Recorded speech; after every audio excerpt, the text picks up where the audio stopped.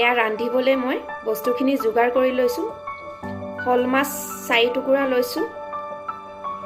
এয়া জালুক এচামুচ, আদা টুকুৰা লৈছোঁ, মূলা কাটি লৈছোঁ, হালধি নিমখ জোখমতে, সৰু পিঁয়াজ এটা মিহিকৈ কাটি লৈছোঁ, 2টা কেঁচা জলকীয়া। আপোনালোকে জালুক বেছি ভাল পালে দিব পাৰে, সৰহকৈ দিলে ভাল লাগে। মোৰ ছোৱালীজনী সৰু, তাই খাব নোৱাৰে, সেইকাৰণে মই কমকৈ লৈছোঁ। এতিয়া কেৰাহী মোৰ গৰম হৈছে মাছ ভাজিবলৈ। তেল দিম মই।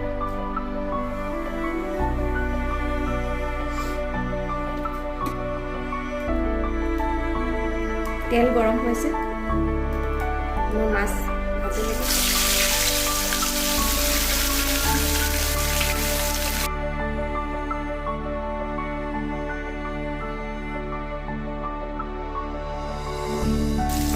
লুটিয়াই দিম।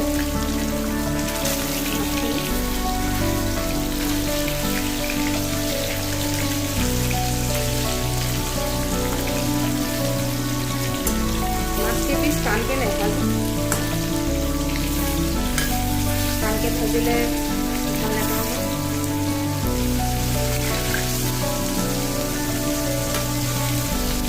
মাছৰ জোলত সাধাৰণতে অলপ কমকৈ ভজা মাছ দিলেহে সোৱাদ হয়। ভাজি হৈ গৈছে মোৰ মাছ, উলিয়াই আনিব।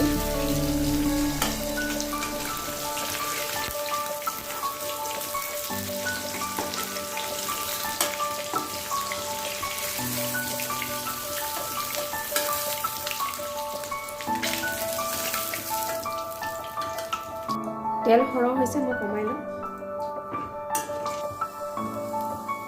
এতিয়া মিহিকৈ কুটি থোৱা পিঁয়াজখিনি দিম আমি তেলত।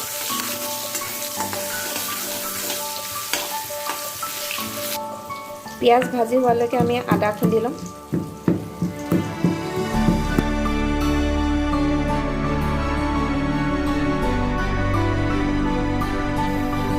পিঁয়াজ ভাজি আমাৰ হৈ গৈছে, এতিয়া জলকীয়া দিম। দি দিম। কাটি থোৱা মূলা দিছোঁ।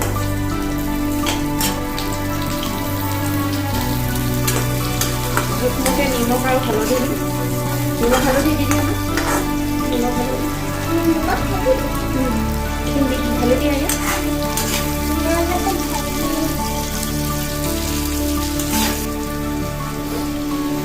এতিয়া আমি খুন্দি লোৱা আদা আৰু জালুকখিনি দিছোঁ।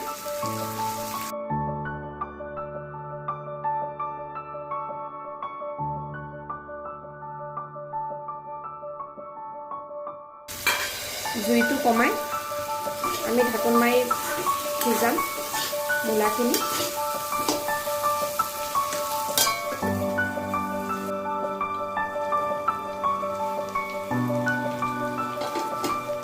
মূলা আমাৰ প্ৰায় সিজিছে।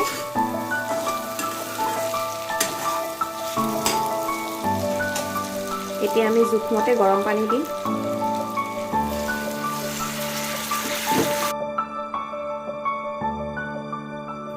গৰম পানী দিলে মাছৰ জোলকণ খাবলৈ আৰু ভাল হয়। জোলকণ উতলিবলৈ মই জুইটো বঢ়াই দিছোঁ।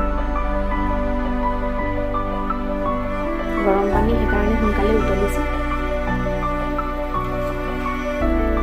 এতিয়া মই ভাজি থোৱা মাছ কেইপিচ দি দিম ইয়াত।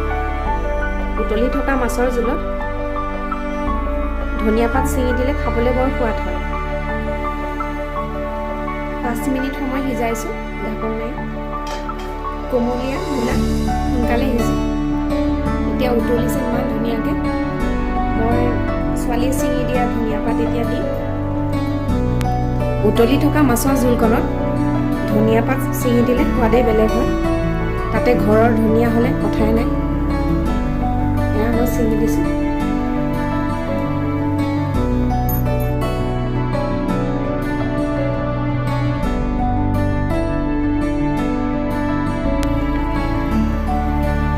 জোলকণ মোৰ হৈ গৈছে। এতিয়া গেছটো মই বন্ধ কৰিম। খাবলৈ সময় হৈছে, 1টা বাজিছে। এতিয়া আমি খাম। সেয়ে বাঢ়িছোঁ।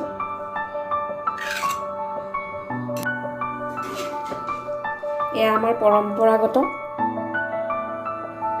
হলে মূলে খাব লাগে বুলি কয়। তাকে সেইকাৰণে আজি ৰান্ধিলোঁ, আপোনালোকৰ লগত শ্বেয়াৰ কৰিলোঁ। মই ৰান্ধি ভাল পাওঁ। পৰম্পৰাগত খাদ্যসমূহ আৰু অধিক জনপ্ৰিয় হওক বুলিয়ে মই আজি ৰেচিপিটো শ্বেয়াৰ কৰিছোঁ। সকলোৰে ৰন্ধা পদ্ধতি বেলেগ বেলেগ হয়। মোৰ ৰন্ধা পদ্ধতিটো আপোনালোকৰ লগত শ্বেয়াৰ কৰিলোঁ। কেনে পালে জনাব। ভাল লাগিলে লাইক কৰিব, শ্বেয়াৰ কৰিব আৰু কমেণ্ট কৰিবলৈ পাহৰি নাযাব। ছাবস্ক্ৰাইব কৰিব, বেল আইকনটো বজাই দিব। ধন্যবাদ।